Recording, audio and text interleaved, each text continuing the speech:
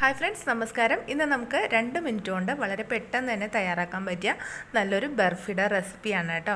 അപ്പോൾ ബർഫി എങ്ങനെയാണ് തയ്യാറാക്കുന്നതെന്ന് നോക്കാം. അതിനായിട്ട് ഞാനിപ്പോൾ 1 കപ്പ് കടലമാവ് എടുത്തിട്ടുണ്ട്. ഇനി നമുക്ക് ആദ്യം തന്നെ നമുക്കൊരു പാത്രത്തിൽ കുറച്ച് ഓയിലെടുത്ത് ഗ്രീസ് ചെയ്ത് വെക്കാം കേട്ടോ. ഇപ്പോൾ ഞാൻ 2-3 തുള്ളി ഓയിലെടുത്ത് നന്നായിട്ട് ഗ്രീസ് ചെയ്ത് എടുത്തിട്ടുണ്ട്. ഇനി നമുക്കിത് മാറ്റി വെക്കാം. ഇനി നമുക്കൊരു പാൻ എടുത്ത് അടുപ്പത്ത് വെക്കുക. അതിലേക്ക് 1/2 കപ്പ് നെയ്യാണ് ഞാൻ ഒഴിച്ചു കൊടുത്തിട്ടുള്ളത്. നമുക്കിത് സൺഫ്ലവർ ഓയിൽ വേണമെങ്കിലും ഉണ്ടാക്കിയെടുക്കാവുന്നതാണ് കേട്ടോ. ഞാനിപ്പോൾ നെയ്യിലാണ് ഉണ്ടാക്കിയെടുക്കുന്നത്. ഇപ്പോൾ നെയ്യ് നന്നായിട്ട് മെൽറ്റായി വന്നിട്ടുണ്ട്. അതിലേക്ക് നമ്മൾ എടുത്തു വെച്ചിട്ടുള്ള 1 കപ്പ് കടലമാവ് ഇട്ട് കൊടുക്കാം. നമുക്കിതിലേക്ക് അങ്ങനെ തന്നെ ഇട്ട് കൊടുക്കണമെങ്കിൽ ഇട്ട് കൊടുക്കാം. അതല്ലാന്നുണ്ടെങ്കിൽ അരിച്ചിട്ട് കൊടുക്കുമ്പോഴാണ് നമുക്ക് കട്ട കെട്ടാതെ കിട്ടും.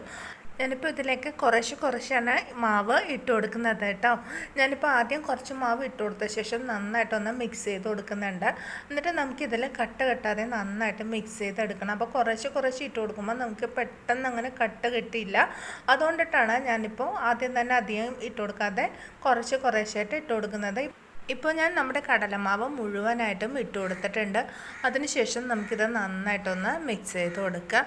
നമുക്കിത് ലോ ടു മീഡിയം ഫ്ലെയിമിലിട്ട് വേണം നന്നായിട്ട് കുക്ക് ചെയ്യാൻ വേണ്ടിയിട്ട്. കൂടുതലും നമ്മൾ ലോ ഫ്ലെയിമിൽ ഇട്ടിട്ട് വേണം കുക്ക് ചെയ്തെടുക്കാൻ വേണ്ടിയിട്ട്. അതല്ലാന്നുണ്ടെങ്കിൽ നമ്മുടെ പൊടി പെട്ടെന്ന് തന്നെ കരിഞ്ഞു പോകാനുള്ള ചാൻസ് ഉണ്ട്. നെയ്യിലാവുമ്പോൾ പെട്ടെന്ന് ചൂട് കൂടി കരിഞ്ഞു പോകാനുള്ള ചാൻസ് ഉണ്ട്. അതുകൊണ്ടിട്ട് ലോ ഫ്ലെയിമിൽ ഇട്ടിട്ട് വേണം നന്നായിട്ട് മിക്സ് ചെയ്തെടുക്കാൻ വേണ്ടിയിട്ട്. നമ്മുടെ ഈ കടലപ്പൊടിയുടെ പച്ച മണമൊക്കെ ഒന്ന് മാറുന്നവരേക്കും നമുക്കിത് നന്നായിട്ടൊന്ന് മിക്സ് ചെയ്ത് കൊടുക്കാം. ലോ ഫ്ലെയിമിലാവുമ്പോഴേക്കും നമുക്കിത് കരിഞ്ഞൊന്നും പോവില്ല, നല്ല പെർഫെക്റ്റായിട്ട് തന്നെ കിട്ടുകയും ചെയ്യും. ഇപ്പോൾ നമ്മുടെ പച്ച മണമൊക്കെ മാറിയിട്ടുണ്ട്. ഇനി നമുക്കിതിലേക്ക് 1/4 കപ്പ് ശർക്കര ചേർത്ത് കൊടുക്കാം. മധുരത്തിന് ആവശ്യമായിട്ടുള്ള ശർക്കര നമുക്ക് ചേർത്ത് കൊടുക്കാം കേട്ടോ. ഇതിൽ കുറച്ച് കൂടുതൽ വേണമെന്നുണ്ടെങ്കിൽ നമുക്ക് അതുപോലെ തന്നെ ചേർത്ത് കൊടുക്കാം. ഞാനിപ്പോൾ 1/4 കപ്പ് ശർക്കരയാണ് ചേർത്ത് കൊടുത്തിട്ടുള്ളത്.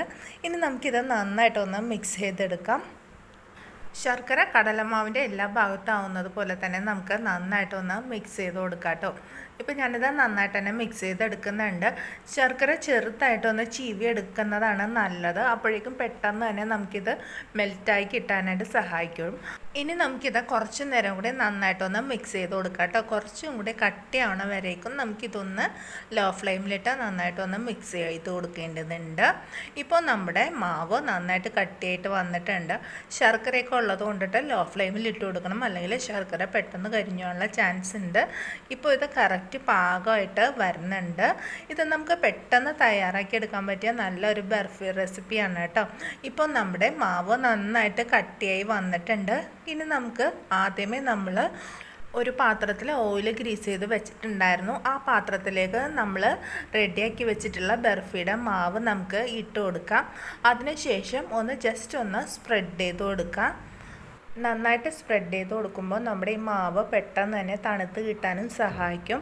ഇനി നമുക്കിത് നന്നായിട്ടൊന്ന് സ്പ്രെഡ് ചെയ്ത് കൊടുക്കാം. നമുക്കിത് ഒരു ഓയിലിൽ മുക്കിയ സ്പൂൺ എടുത്ത ശേഷം നന്നായിട്ട് പ്രസ് ചെയ്ത് നമുക്ക് ഇഷ്ടമുള്ള ഷേപ്പിൽ ആക്കിയെടുക്കാം. നമുക്കിത് പറയുന്ന നേരം കൊണ്ട് തന്നെ പെട്ടെന്ന് തയ്യാറാക്കിയെടുക്കാൻ പറ്റിയ നല്ലൊരു ബർഫിയുടെ റെസിപ്പിയാണ്. വെറും 2 ഇൻഗ്രീഡിയൻറ്റ് മാത്രം മതി ഇതിലേക്ക്. അപ്പോൾ പെട്ടെന്ന് തന്നെ തയ്യാറാക്കിയെടുക്കാൻ പറ്റുന്ന നല്ലൊരു ബർഫിയുടെ റെസിപ്പിയാണ് കേട്ടോ. ട്രൈ ചെയ്ത് നോക്കണം. ഇപ്പോൾ ഞാനിത് നെയ്യ് മുക്കിയ സ്പൂൺ കൊണ്ടിട്ട് നന്നായിട്ട് സ്പ്രെഡ് ചെയ്ത് എടുത്തിട്ടുണ്ട്. അതിൻ്റെ മുകളിലായിട്ട് ഞാനിപ്പോൾ വൈറ്റ് എള്ള് ഇട്ട് കൊടുത്തിട്ടുണ്ട്. ഇതിൽ നമുക്ക് നട്ട്സ് വേണമെങ്കിൽ അങ്ങനെ ഇട്ട് കൊടുക്കാം. നമ്മുടെ ഇഷ്ടമനുസരിച്ച് നമുക്ക് ഡ്രൈ ഫ്രൂട്ട്സ് ഇട്ട് കൊടുത്ത് നന്നായിട്ട് ഡെക്കറേറ്റ് ചെയ്തെടുക്കാവുന്നതാണ്. ഇപ്പോൾ നമ്മുടെ ബർഫിയുടെ ചൂടൊക്കെ നന്നായിട്ട് ആറി വന്നിട്ടുണ്ട്.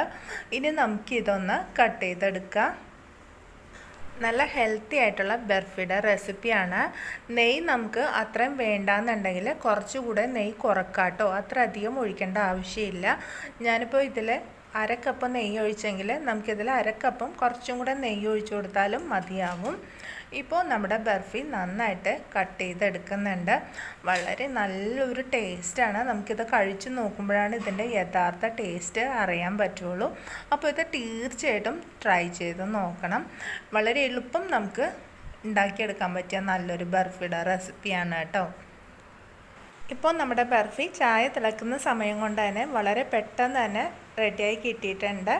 വളരെ സോഫ്റ്റും ടേസ്റ്റി ആയിട്ടുള്ള നല്ലൊരു ശർക്കരയുടെ ബർഫിയാണ്.